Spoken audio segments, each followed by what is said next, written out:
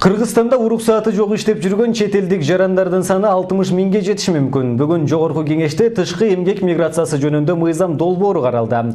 Анда маалым болгондой, өкмөт жылына чет элдиктерге 14 миңдей квота бөлүп, жумушка уруксат берүүдөн казынага 50 миллион сом акча түшөт. Эми демилгечилердин баамында мыйзамга сунушталган өзгөртүүлөрдө уруксат берүү жараянынын баасын көтөрүп, ал бюджетке кошумча каражат түшүрүшү мүмкүн. Бул туурасында кабарчыбыздын материалы. Мамлекеттик каттоо кызматынын акыркы маалыматына ылайык, Кыргызстанда чет элдик жумушчу күчүнүн 77%-ын кытайлыктар түзөт. Андан кийинки орунда түрк, түштүк кореялыктар турат. Жыл башынан бери Кыргызстанда иштөө боюнча 2000ден ашык арыз түшүп, анын 1800дөн ашыгы канааттандырылган. Кытай жарандары көбүнчө автожолдордун курулушу, Бишкек жылуулук борборун реконструкциялоо, мунай, газ жана алтынды кайра иштетүү тармактарына тартылган. Жалпысынан өкмөт быйылкы жылга чет элдиктерге 15 миңге чукул квота бөлгөн. Анын 12 миңге жакынын 79 мамлекеттен келген жарандарга берилген. Сиз жанагы алым төлөмдөрдү бүгүнкү күндө канчага чейин көтөрүп атасыздар? Төлөмдөрдү өкмөттүн төлөм мурун мамлекеттик кызмат көрсөтүлгөн үчүн гана төлөнүп келгенде, азыр мамлекеттик алым деп киргизип, анан Кыргыз Республикасынын өкмөтүнө мыйзам аркылуу өз ошондой өкмөт баа коюп берет. Канча деңгээлге жогорулайт, бүт бардык шарттарды эске алып. Депутат Зиядин Жамалдиновдун айтымында, уруксаат албай эле иштеп жаткан жарандардын саны 60 миңге жетиши мүмкүн. Анын так санын бүгүн эч ким билбейт. Эл өкүлү чет элдиктерди көзөмөлдө чабал болуп жаткандыгын сындады. Мына сиздер айтып атасыздар, бир жылда 14 миңден квота берилет депчи. Анда 12 миң алды деп атасыздар да. Бул дагы туура эмес маалымат. Мен айтып коеюн.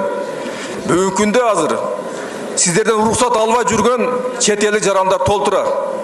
Керек болсо 50 миң, 60 миңга чейин жете турган адамдар бар. Аны көзөмөлдөгөн адам жок. Мына сиздер айтып атасыздар, азыр МВД карайт деп атасыңар. МВД айтат, СМБ карайт дейт. Мына бири-бириңер турдосуңар, билбейсиңер бүгүнкү күндө канча маалымат бар экенин ошону. Айрым депутаттар чет элдик адистерди карап отура бербей, өзүдө аларды даярдоо сунуштары менен чыгышты. Бул тышкы эмгек миграциясы мыйзамына сунушталган өзгөртүүлөр эң оболу ички эмгек рыногун коргоого багытталышы керек экендигин айтышты. Высококвалифицированный специалисттер боюнча силер вообще квотаны алып салып атасыңар да, мага түшүнүксүз болуп атат, түшүндүрүп койсоңуз аны.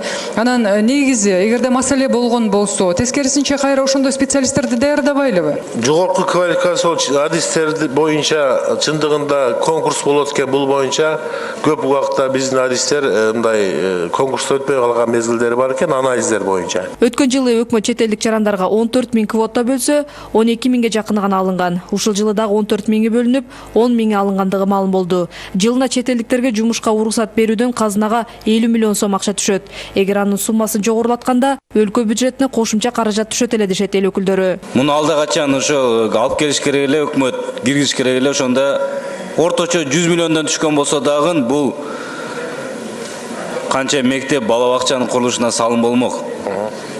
Тездетип кабыл алып, келерки 2018 жылга иштеп калса, пополненияга бюджетке туура болот. Бүгүнкү күндө чет элдик жарандар жумушка уруксат алуу үчүн 2 миң сом төлөшөт. Ал эми фирмалар 4 миң сом, жеке ишкерлер болсо 20 миң сомго чейин төлөшөт. Буга чейин эл өкүлү Зиядин Жамалдинов 2 миң сомдун ордуна аны 40 миң сомго чейин көтөрүү сунушу менен чыккан эле. Анын пикиринде, эгер баа кымбаттаса, бир четинен бюджетке кошумча акча түшмөк, экинчи жагынан бул жактагы чет элдиктер тескөөгө алынып, тартипке салынмак. Иззат Шугуралиева, Талгат Алтынбаев, Сентябрь.